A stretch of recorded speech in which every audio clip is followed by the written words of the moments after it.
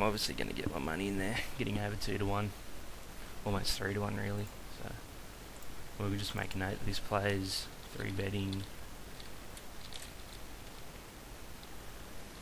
5-bet shoving. I mean, it was a pretty crazy board. Obviously, if he's not showing his cards. So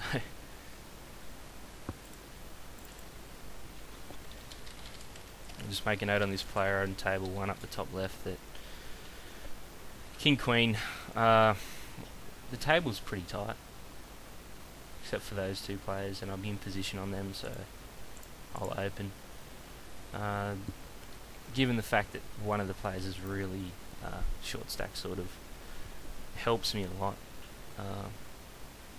After the flop being in position, a small bet will take this down. A lot of the time I don't have to do 80%, so I just isolate basically the people that are playing a lot of hands, whilst on my left a lot of the players aren't really involved as much, especially with their raising. So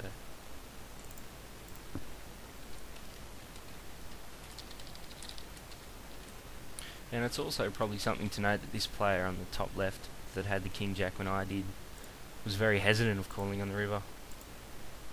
I mean, if he's prepared to check call all the way, then obviously, you know, his hand is definitely something you'll be calling with on the river. So, I mean, probably a check behind from myself would probably be better there. I think only better hands would call. Like, now that I've thought about it, pocket 8s and a pair of 8s or pocket 9s would probably fold a lot to that river bet. So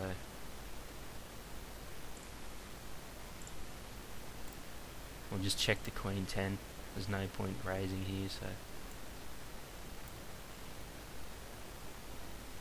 we flop the gut shot. I mean, it's now we have an open ender here. I'd like to usually bet this. Given there's 3 other people in the short stack, I'm just going to check out of position. Here we get raised again. Obviously I'm calling, getting 7.5 to 1 with the draw. Out of position, King Queen. I mean, it's likely this player's tilting a little bit, but it's also very likely that he's ahead, even if he is. So I'm just going to give this up. This is a spot where I like to just give up and wait for a better time, and let him 3-bet me later on. Hopefully we can get the money in again with the better pair. So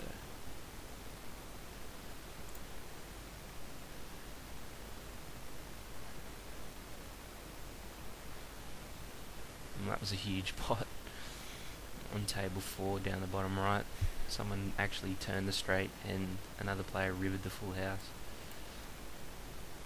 So it's probably, you know, worthy of taking a note that a player is actually going to check or min bet a straight in a 4-way pot.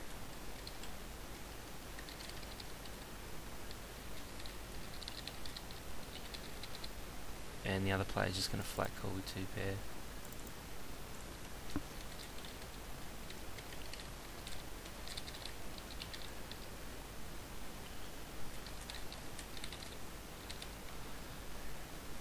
King 7, I'm folding on the button there.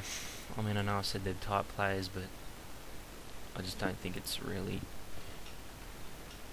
a plus EV play at 10 and L.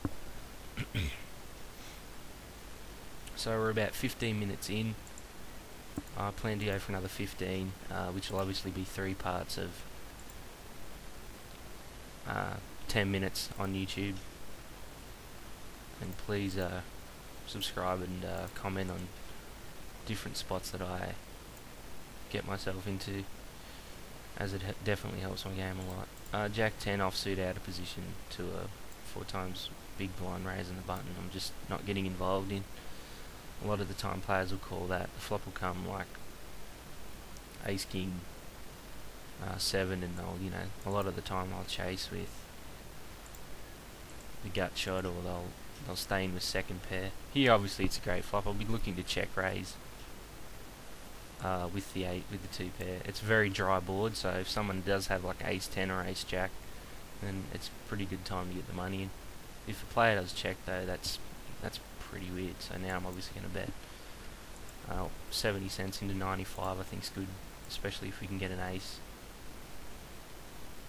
And the river completes a flush, and obviously there's a king jack straight draw out there.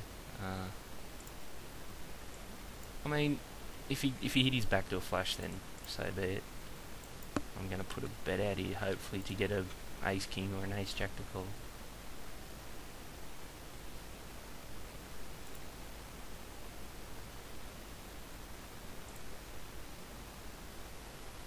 Okay, so we get a shove. So this is a tough spot, really. We're getting 2 to 1 just about on our money here. Hands that come to mind now is the backdoor flush, or even a hand like ace 10. But would he really shove? Would he really shove with? I'm going to look him up. Wow. So we would basically hammer dial away. He slow played it just as much as I did. I mean, I think that was probably a bad call on my part, really. So obviously something to take note here that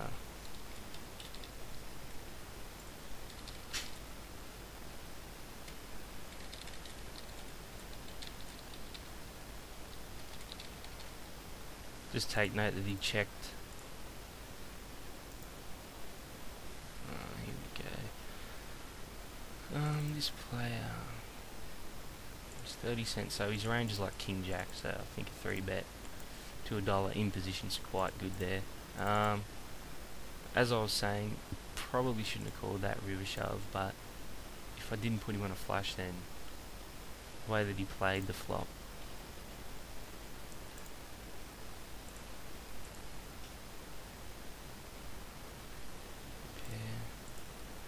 and he flat called me on the turn.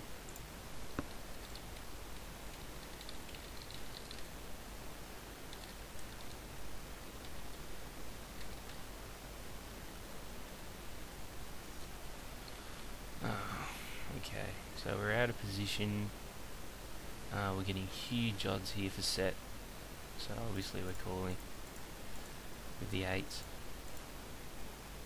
That's a great flop.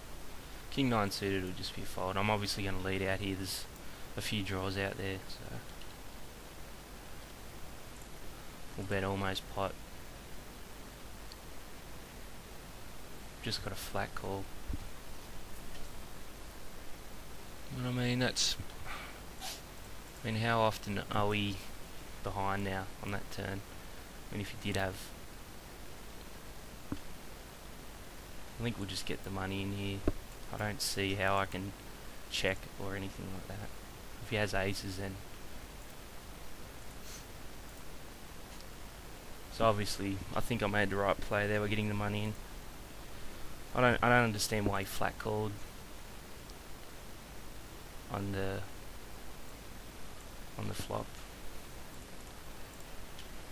Kings is another good hand to obviously have straight after. It looks like you're betting pretty hard, and obviously that's a really good flop. And obviously I'm going to bet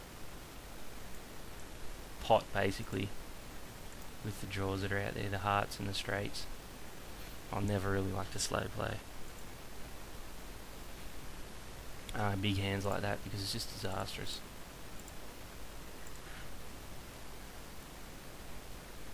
You see this player min bet the 10.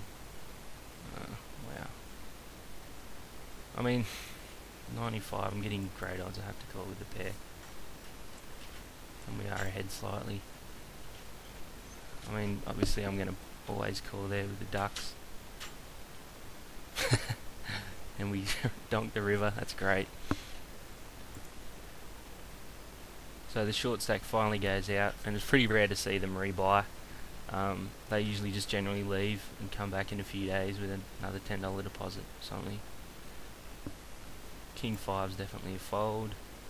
Ace King in the big blind on table 1. Definitely be raising here. Okay, so we have kings on table 2. Just looking to make it $1.20 on the button there to the cut-off raise.